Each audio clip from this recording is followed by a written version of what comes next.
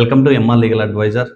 Today topic లేటెస్ట్గా మనం social మీడియాలో వైరల్ అవుతున్నది ఏంటంటే April 18, 2026 Bapatla doctor D Vinod Kumar collector గారు ఒక డిజిటల్ సెక్రటరీని సస్పెండ్ చేయడం జరిగింది.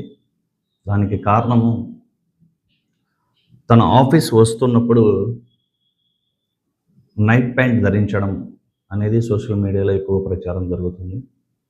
సో ఇటువంటి డ్రెస్ కోడ్ ఉన్నప్పుడు సస్పెన్షన్ చేయడం కరెక్టా కాదా అనేది చట్టం ఏం చెప్తుంది అనేది తెలుసుకుందాం. మనం ముందుగా చూసుకున్నట్లయితే డ్రెస్ కోడ్ ఎంప్లాయీస్ ఎక్కడ నాట్ మెన్షన్ ఏ చట్టం చేయలేదు.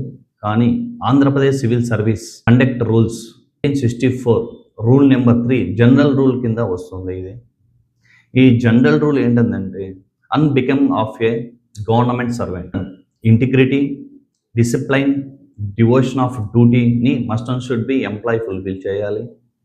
ఈ అన్బికమింగ్ ఆఫ్ ఏ గవర్నమెంట్ సర్వెంట్లో భాగంగా improper behaviour in office, disrespectful of public or superior, obey the orders superiors.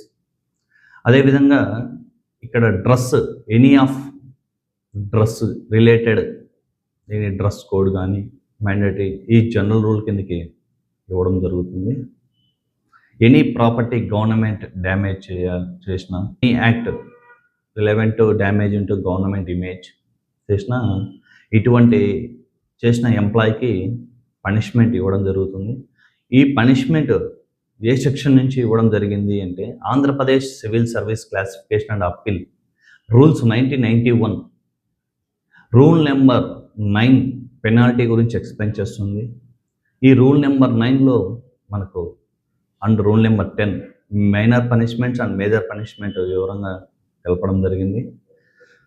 So ఇక్కడ కలెక్టర్ గారు డైరెక్ట్ ఒక ఎంప్లాయీకి డిస్ప్రపోర్షనేట్ పనిష్మెంట్ ఇవ్వడం జరిగింది. ఎంప్లాయీ ఒక యొక్క reasons behind of the reasons wearing of night pants proper return warning లేదు, memo లేదు, explanation అనేది కోరాలి. ఒక ఎంప్లాయీ యొక్క రైట్స్ మినిమంని ఫాలో కావాలి. ఇక్కడ 21 right to life and dignity violation అవుతుంది. నైట్ ప్యాంట్ ఎందుకు ధరించాడు అనేది క్లియర్గా ఎంప్లాయీ రిటర్న్ మెమో ద్వారా తెలపాలి కలెక్టర్ గారికి. ఇక్కడ సీరియస్ మిస్కండక్టింగ్ కనుక ఒక ఎంప్లాయీ చేసినట్లయితే సస్పెన్షన్ అనేది మేజర్ పనిష్మెంట్గా పరిగణించబడుతుంది. సో మస్ట్ బి రీజనబుల్ ఉండాలి. కలెక్టర్ హైయర్ అథారిటీ కాంపిటెంట్ అథారిటీకి సస్పెన్షన్ చేసి డీ ర్యాంకింగ్ చేసే పవర్స్ అనేటి ఇవ్వడం జరిగింది. కానీ suspension is a not a punishment, is a proceeding. Preliminary enquiry అనేది ఉండాలి ప్రాపర్. నెక్స్ట్ ఒక ఎంప్లాయీకి ఉన్న రైట్స్ ఏంటి, ఒక సుపీరియర్ మనల్ని సస్పెండ్ చేసే రైట్స్ కలిగి ఉన్నప్పుడు ఒక ఎంప్లాయీకి ఉన్న రైట్స్ ఏంటి, ఒక ఆఫీసర్ తన పవర్స్ని యూజ్ చేసి ఒక ఎంప్లాయీని చేసినప్పుడు ఎటువంటి రూల్స్ని పాటించాలనేది క్లియర్గా మనకి ఈ వీడియోలో ఎక్స్ప్లెయిన్ చేసుకుంటాం. Administrative tribunals first of all ఆ ఎంప్లాయీ ఆ యొక్క డిసిప్లిన్ లేనప్పుడు ఎందుకు నువ్వు డిసిప్లిన్గా లేవు అనేది వివరణ రిటర్న్ మెమో ఇవ్వాలి. ఒకవేళ ఇంటర్నల్గా ఇది సాల్వ్ కాకపోతే మీరు ఒకవేళ హెల్త్ ఇష్యూస్ వల్ల ఆ యొక్క నైట్ ప్యాంట్ను మీరు ధరించినట్లయితే ఆ సంబంధించిన మెడికల్ బిల్స్ అనేవి ప్రొడ్యూస్ చేయాలి. అదేవిధంగా మీరు ఒకవేళ అక్కడ మీ యొక్క ప్రాబ్లం రిజాల్వ్ కాకపోతే మీరు అడ్మినిస్ట్రేటివ్ ట్రిబ్యునల్కు మీరు ఫిర్యాదు చేసుకోవచ్చు. అలానే హైయర్ అథారిటీకి మీరు అర్జీ చేసుకోవచ్చు. అడ్మినిస్ట్రేటివ్ ట్రిబ్యునల్లో మీ యొక్క suspense order along with return memo, no proper ఒకవేళ మీకు ప్రాపర్ ఎంక్వైరీ కనుక కండక్ట్ కాకపోతే ఫెయిర్ టు ట్రయల్ కోరుకునే హక్కు మీకుంది. ఒకవేళ అడ్మినిస్ట్రేటివ్ ట్రిబ్యునల్లో మీకు ప్రాబ్లం రిజాల్వ్ కాకపోతే మీరు హైకోర్టును సంప్రదించవచ్చు.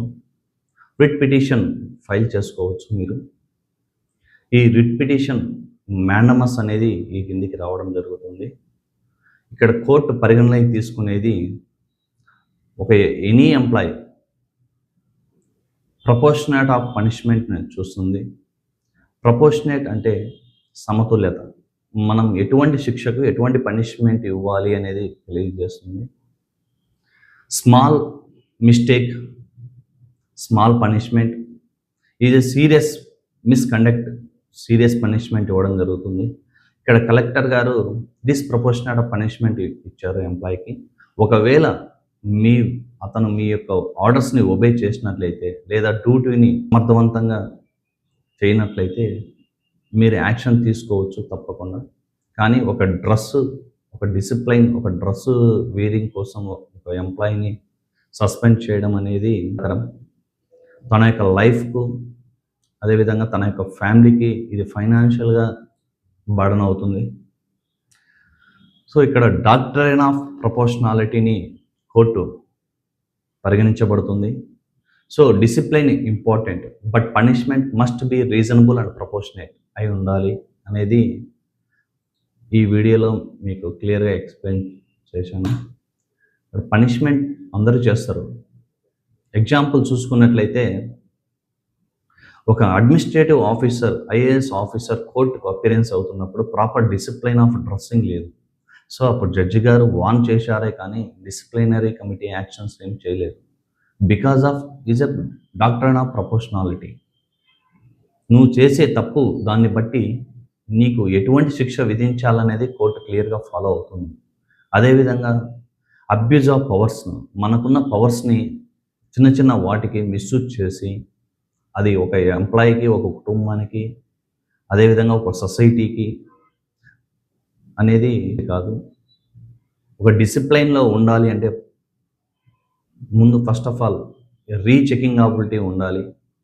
ప్రీవియస్ గవర్నమెంట్లో మనం చూసుకున్నట్లయితే సచివాలయాలను నియమించినప్పుడు, ఎంప్లాయీస్గా మనము నియమించినప్పుడు ఎటువంటి ఆడిటింగ్, ఎటువంటి ఆఫీసర్స్ చెకింగ్ లేనందువల్లనే వీళ్ళు ఎంప్లాయీస్ అలవాట్లో పొరపాటుగానే చేసి ఉండొచ్చు ఈ తప్పులు. ఒకవేళ హెల్త్ ఇష్యూస్ అయ్యి కూడా ఉండొచ్చు కాన్సిక్వెన్సెస్, లేదా ఇంకొక కారణాలు ఏమైనా ఉండొచ్చు. ఏవైనప్పటికీ కూడా ఒక ఎంప్లాయీ నుండి మనం రిటర్న్ మెమో అనేది తప్పనిసరిగా తీసుకోవాలి.